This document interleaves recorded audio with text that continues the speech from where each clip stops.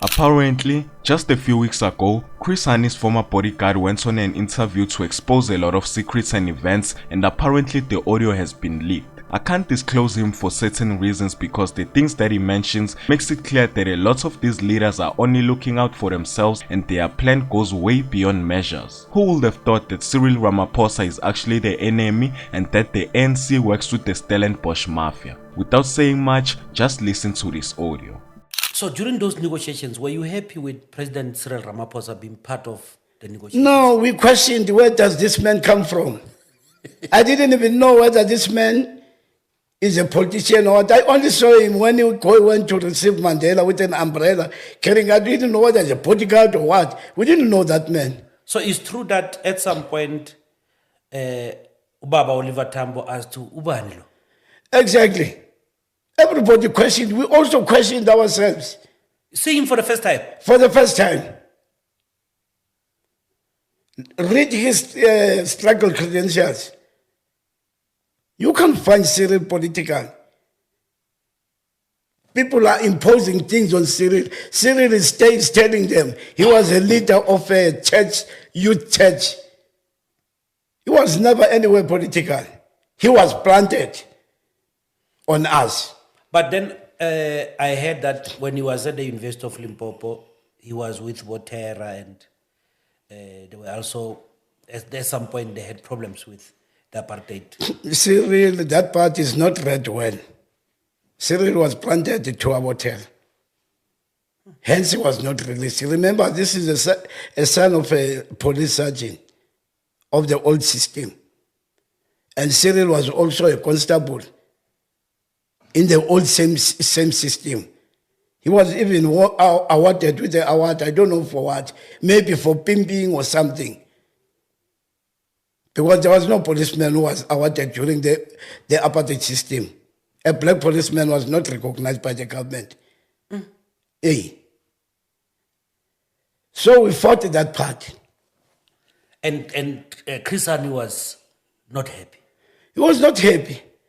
Just imagine, Umkhonto when Sizwe gets disbanded in 1993. Ask what are we doing that time? That time was still in the bush. We were training soldiers.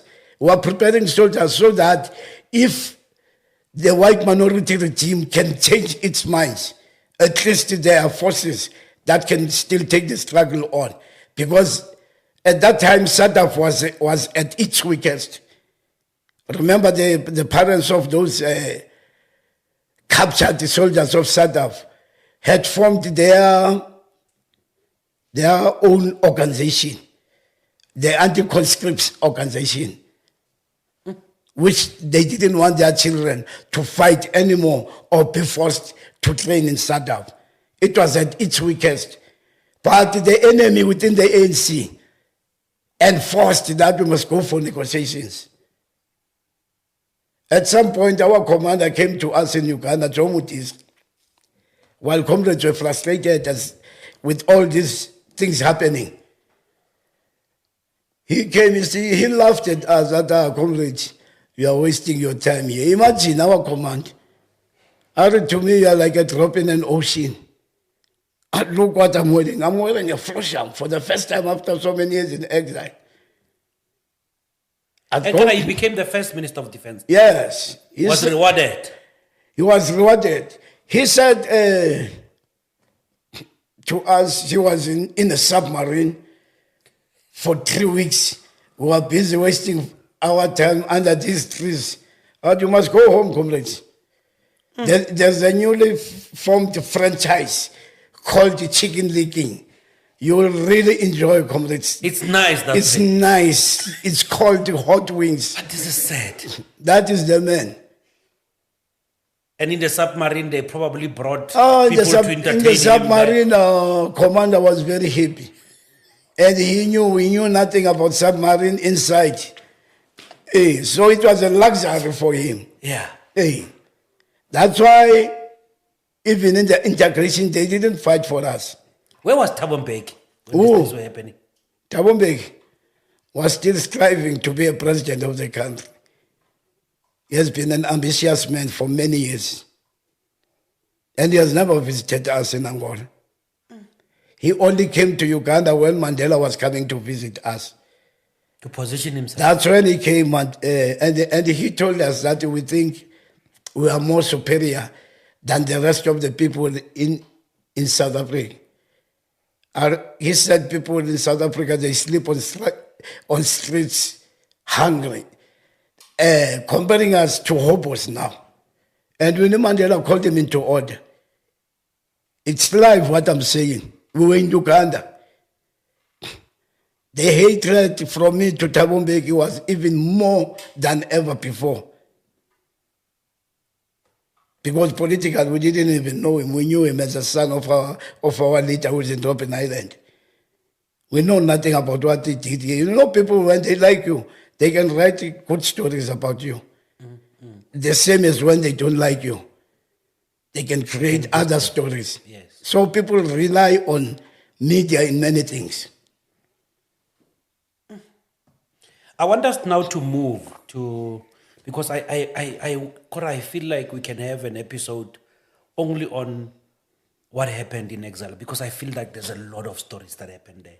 But I want us to move to where we are right now.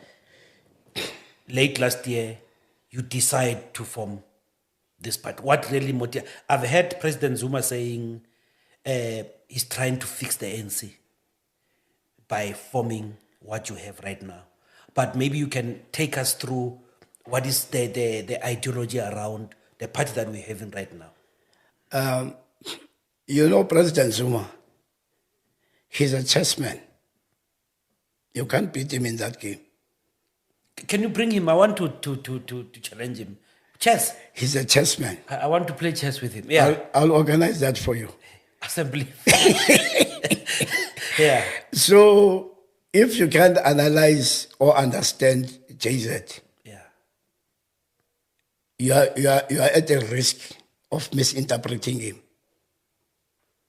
The president is more important about the people more than the ANC.